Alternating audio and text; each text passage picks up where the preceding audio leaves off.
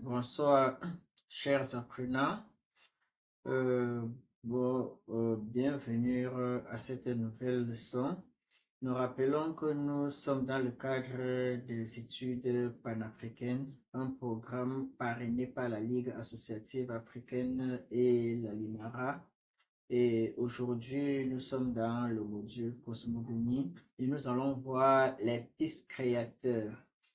Avant d'arriver à la leçon proprement dite, nous vous rappelons que vous pouvez investir dans nos sociétés, dans des sociétés parrainées par la Ligue associative africaine. Vous pouvez également vous former dans des domaines divers, que ce soit l'informatique, la pensée philosophique, euh, le développement personnel, ou bien vous préparer aux tests de langue internationaux comme le DALF, le TCF, le TEF et autres. Donc, nous vous formons à cela. Nous retournons donc au cadre de cette leçon, les études panafricaines, et la leçon, la leçon parle des fils créateurs. Nous sommes dans la cosmogonie. En guise d'introduction, nous rappelons que quand la création se fait, nous avons vu dans les leçons précédentes que la création a été assurée par Atum-Re. Et quand cette création se fait, il se pose un souci de la poursuite de la création. Il faut que la création se poursuive et cette poursuite de la création va être faite par les fils créateurs.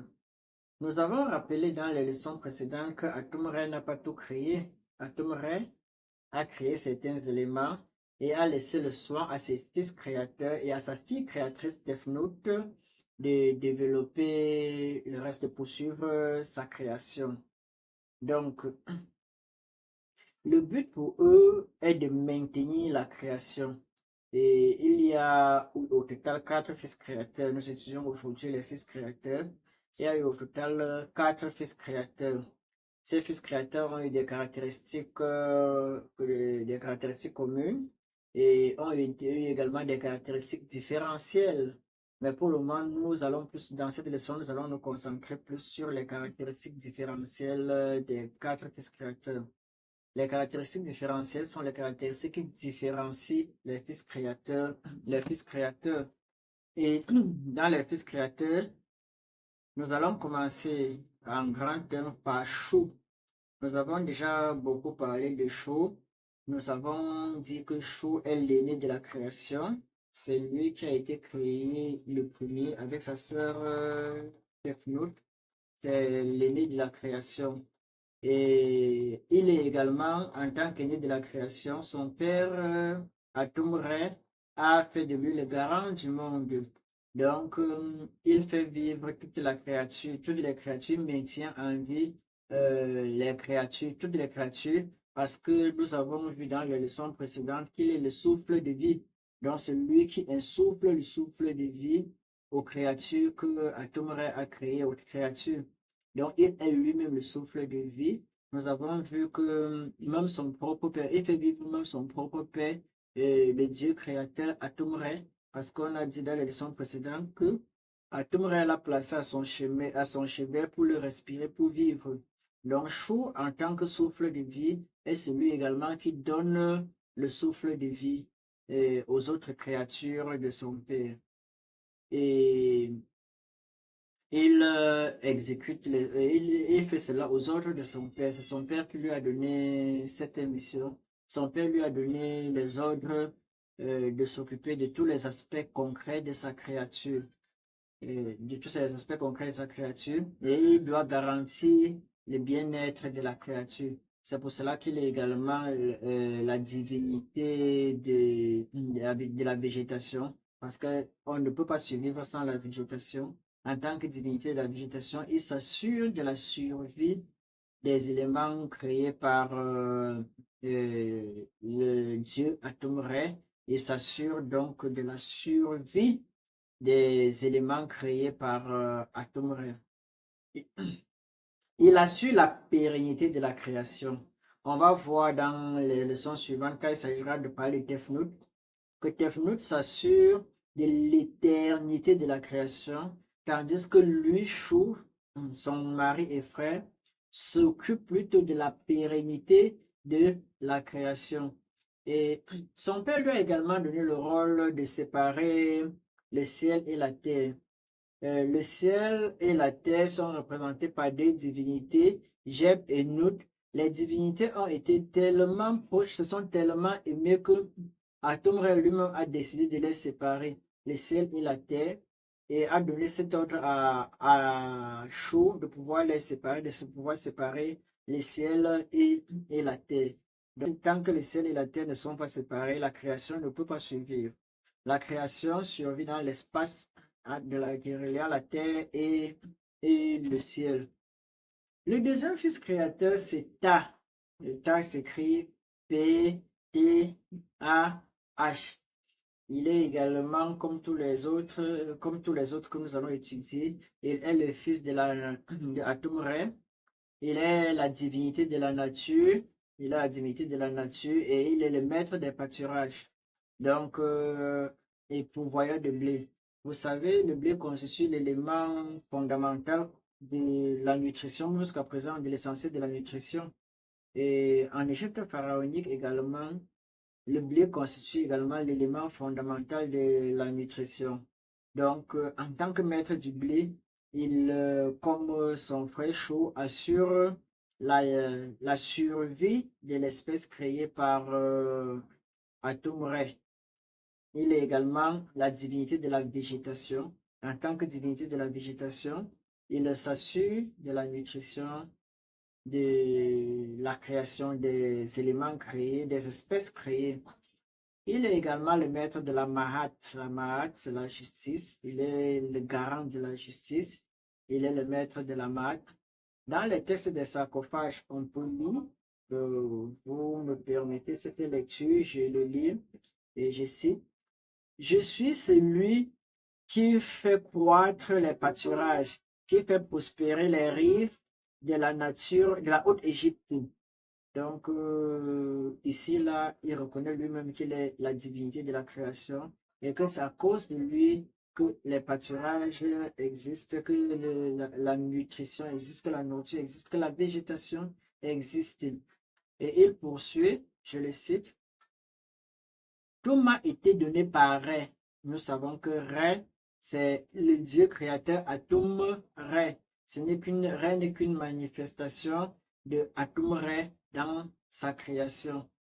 Et donc, je le cite encore, tout m'a été donné par Ré, le maître de l'univers. C'est Ré, le maître de l'univers. Nous avons déjà vu les caractéristiques de Ré. Nous avons dit qu'il était le maître de l'univers, c'est lui qui a tout créé, c'est le Dieu incréé et créateur. Donc, lui-même précise que tout lui a été donné par Ré.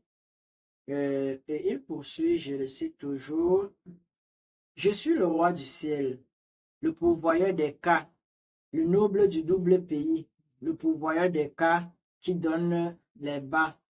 Nous avons étudié ce qu'on appelle le cas qui est le souffle qui donne la vie. Donc, en tant que pourvoyeur des cas, ça veut dire qu'il donne les cas, ça veut dire qu'il donne la vie. Celui qui donne les cas est celui qui donne la vie. Donc, Ta est aussi une divinité créatrice et Ka donne également des vies. Et il poursuit, je vais le citer également, on est toujours à Ta.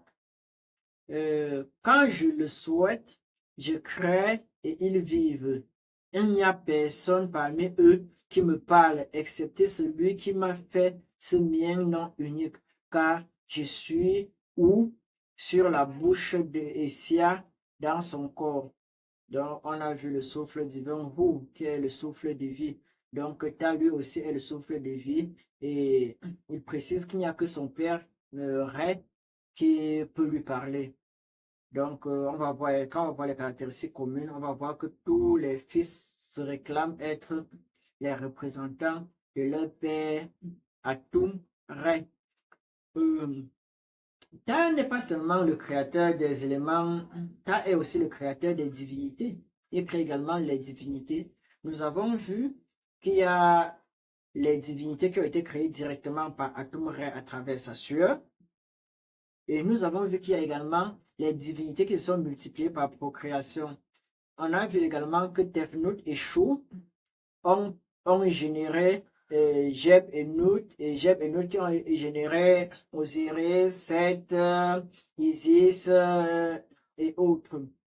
Donc, il y a eu plusieurs, les divinités ont été créées, générées de plusieurs manières. Et Ta a donné Atumre a donné à Ta également la possibilité de créer des divinités. Les divinités ont été, on a vu que les divinités sont créées de plusieurs manières. Et il le précise, et je le récite encore. Les dieux vivent grâce à moi. Je veux vivre. Je veux croître en tant que népère. Je suis le blé. Je suis le maître du blé. Je suis le maître de Mahat. Je suis Ta.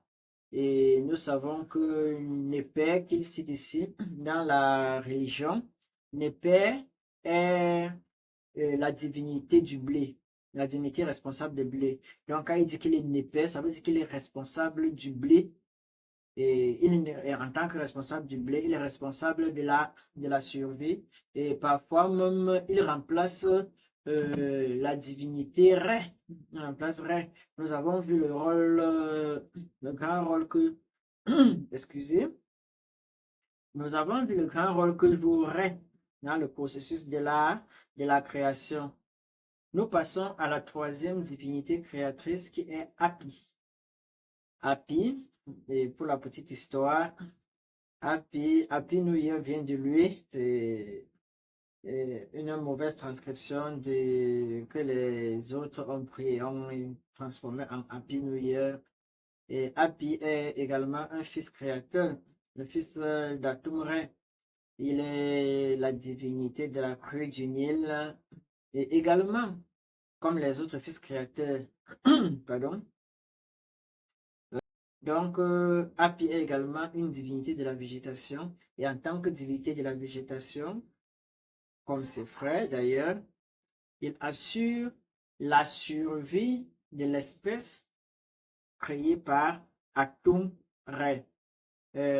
Il précise, on va citer ici Happy, je le cite, je suis Happy au large visage, celui qui a créé les dieux, souverain des grenouilles et quêtes, Dieu vénérable, imprévisible de colère, tous les dieux vivent selon mon ordre.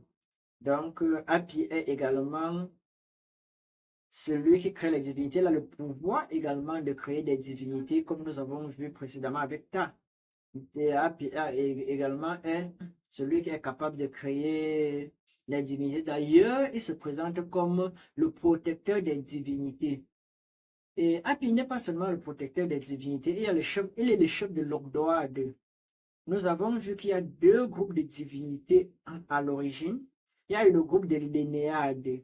Lénéades est un groupe constitué de Tefnut, Chou et sa descendance. Tefnut, il y a 9 divinités. Tefnut, Chou, Jeb, Nut, Isis, Seth, Osiris, Horus et la dernière divinité m'échappe un peu, mais on va... Et Nephthys, justement. Et Nephthys, ils sont 9 divinités qui forment l'Énéade. À côté de l'Énéade, il y a l'Ogdoad. Et Happy est le chef de l'Ogdoad, comme Tefnut est le chef de l'Énéade. Nous allons revenir dans les prochaines leçons quand il s'agira d'étudier plus en profondeur l'Énéade et l'Ogdoad. Donc, il a également la possibilité à Happy d'utiliser le souffle de vie, de donner le souffle de vie pour et il se présente également comme le maître de l'eau. Donc voilà le troisième fils créateur, Happy. Il y a 4 fils créateurs. Nous abordons cette fois-ci le dernier fils créateur qui est Eka. H-E-K-A. Donc, Eka a aussi la possibilité de créer par la parole d'Atum. Parce que tous ces fils créateurs, il faut le dire, c'est Atum, le Dieu créateur, qui leur a donné le pouvoir de créer. Leur pouvoir vient de leur père, Atum Re. Et tous les quatre fils créateurs ne jurent qu'au nom d'Atum Re. Personne ne sait jamais, on va voir la leçon suivante. Dans la leçon suivante, personne ne s'est opposé au créateur Atum Re. Tous les quatre fils créateurs sont restés fidèles à Atum Re. Donc, on cite Eka. Qu'est-ce que Eka dit? Il dit, je le cite, c'est moi qui fais vivre l'ensemble de l'Énéade. Je suis celui qui crée lorsqu'il désire, le Père des dieux, dans cette mienne grande dignité de maître des cas et héritier d'Atum. Donc également comme les autres, il se proclame le maître des cas, le maître du souffle de vie, celui qui donne la vie. Il est également le maître des cas, il donne la vie. Comme tous les autres fils créateurs, il a la possibilité de donner la vie et il se proclame comme l'héritier d'Atum. Donc voilà Eka. Et il est la personnalisation, la personnification, je voulais dire, la personnification de l'énergie créatrice d'Atum. Donc il est une force illimitée. Eka symbolise la force brutale. C'est pourquoi quand les défunts refusent souvent de se reconnaître en lui, ils refusent souvent de se reconnaître en Eka parce qu'ils ont peur d'une force brutale qui n'assure pas leur protection jusqu'au tribunal d'Osiris parce que quand les défunts, quand on meurt, il faut un parcours jusqu'au tribunal d'Osiris et ce parcours est parsemé d'embûches. Et parfois, quand le défunt meurt, il a besoin de se reconnaître, de prendre la protection d'une divinité pour pouvoir aller plus aisément jusqu'au tribunal d'Osiris. Et généralement, les deux divinités, on va voir dans les suites, qui assurent la protection. Il y a Nephthys et Isis, les deux divinités, les deux principales divinités filles. Alors ici, on retire Tefnut, bien sûr. Les plus influentes, parce qu'il y a trois dignités les plus influentes du côté féminin. On a Nephthys qui est la Mahat, on a Isis et on a Nephthys. Donc, ce sont les Nephthys et Isis qui assurent la protection des défunts jusqu'au tribunal d'Osiris. On va voir dans les leçons suivantes. Et, et donc, voilà en quelque sorte le contenu de la leçon. Et nous allons donc à la conclusion. À la conclusion, nous allons voir que les quatre fils créateurs, on a Shu, Hapi, et Ta et Eka, et ont des pouvoirs de création qui leur ont été donnés par Atum. Et ils ont la possibilité de poursuivre la création, ils ont la possibilité de créer, ils ont la possibilité de créer, et ils ont des points communs. Et l'un des points communs qui manque à Eka, c'est que toutes sont des divinités de la végétation, ils assurent la survie de l'espèce.